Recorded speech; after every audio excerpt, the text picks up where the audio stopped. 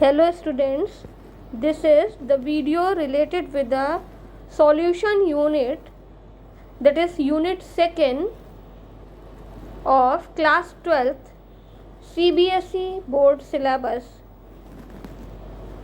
This is the video related with the topic of mole fraction. In this video, the concept of mole fraction is discussed, so please watch the video carefully. Mole fraction के लिए जो symbol use किया जाता है वो small x है और ये सॉल्यूशन की कंसंट्रेशन के लिए यूज़ करते हैं. सॉल्यूशंस कंसंट्रेशन क्वांटिटेटिव मेजर है और सबसे बड़ी बात it is unitless, means without unit. इसकी कोई यूनिट नहीं होती है, नो यूनिट. अब मोल फ्रैक्शन को हम कैलकुलेट कर सकते हैं for solute and for solvent both. For solute and for solvent. Mole fraction concentration measure करने की वो यूनिट है जो सॉल्यूट और सॉल्वेंट दोनों के टर्म में यूज की जा सकती है. अब ये जो मोल फ्रैक्शन है इसके लिए जो हम फॉर्मूला यूज करते हैं वही इसको डिफाइन करता है. Means mole fraction of any component of solution is equal to number of moles of solute or solvent, means कोई भी component हो सकता है, divided by total number of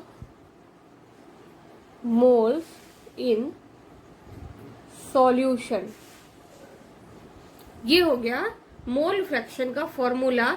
it means it is the ratio of total number of moles of component with total number of moles present in the solution.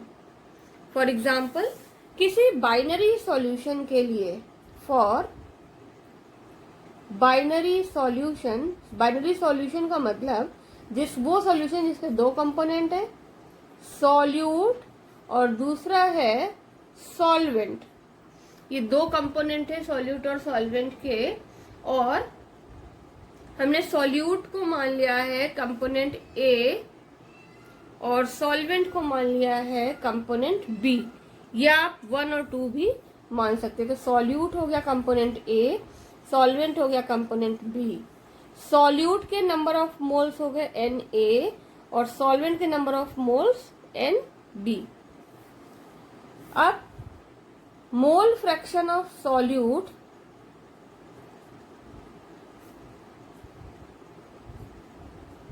it is equal to XA, and as per the formula XA is equal to Na upon Na plus Nb. It is the first equation. And mole fraction of solvent means another component, that is Xb second component के लिए, और Xb is equal to Nb upon Na plus Nb. It is the second equation. और सबसे बड़ी बात, किसी भी solution के लिए XA plus XB is equal to 1 for binary solution. It means किसी भी सॉल्यूशन के लिए उसके सभी कंपोनेंट्स के मोल फ्रैक्शन का सम यूनिट होगा या 1 होगा. अब XB is equal to 1 minus XA.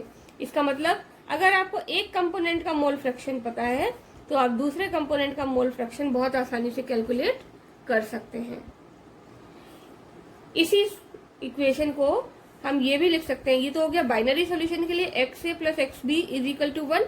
लेकिन अगर आप कोई ऐसा सॉल्यूशन लें जिसके बहुत सारे कंपोनेंट हों तो उसके लिए हो जाएगा X A plus X B plus X C and so on up to X N और इन्फिनिटी तक हो जाएगा ये, and it will be equal to 1।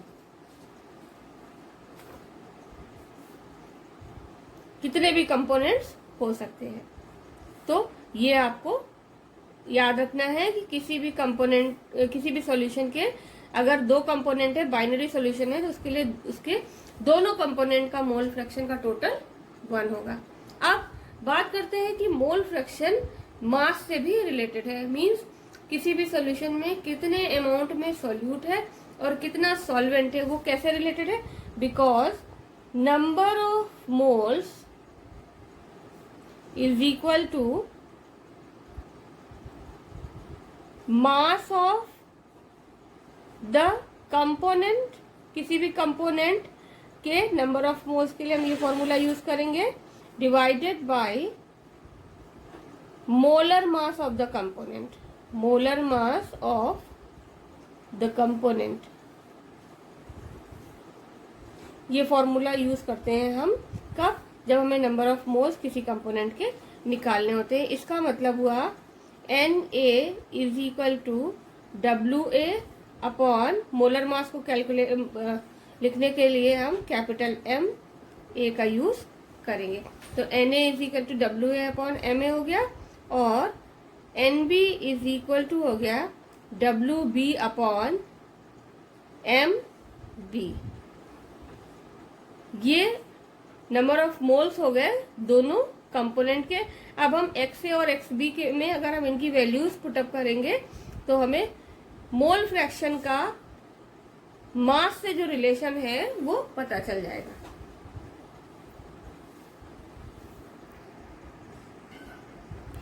अब जो फॉर्मूला हमने लिखा था उसके according X A is equal to Na upon Na plus NB, ये फॉर्मूला था। और for very dilute binary solution, बहुत डाइल्यूट अगर बाइनरी सॉल्यूशन है उसमें Na will be very small then NB। So Na will be negligible. Na को हम 0 मान सकते हैं। कहाँ पर? नीचे जहां पर हमने लिखा है Na प्लस NB। तो XA का फॉर्मूला हो जाएगा XA is equal to Na upon NB for very dilute solution.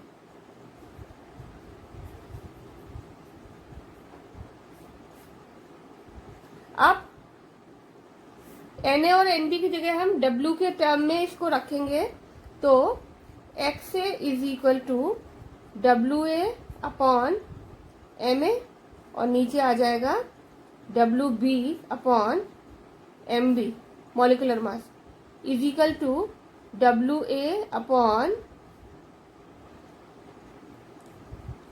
MA into, ये MB ऊपर चला जाएगा, MB upon MA। Molecular mass किसी भी सब्सटेंस का कांस्टेंट होता है। ये यहाँ पर MB ऊपर हो जाएगा और यहाँ पर WB, ये हो जाएगा WB। इसका मतलब XA किसका मोल फ्रैक्शन है? कंपोनेंट A का, जिसका कि वेट A है। किसी भी कंपोनेंट का वेट सॉल्यूशन में जितना ज्यादा होगा मोल फ्रैक्शन उसका उतना ही ज्यादा होगा, मतलब कंसंट्रेशन ज्यादा होगी। यहाँ पर XA किसके लिए है? इट इज फॉर सॉल्यूट, और सॉल्यूट के लिए वेट कितना है? WA। It is the mass of the solute in the solution. Mass of solute in the solution. It means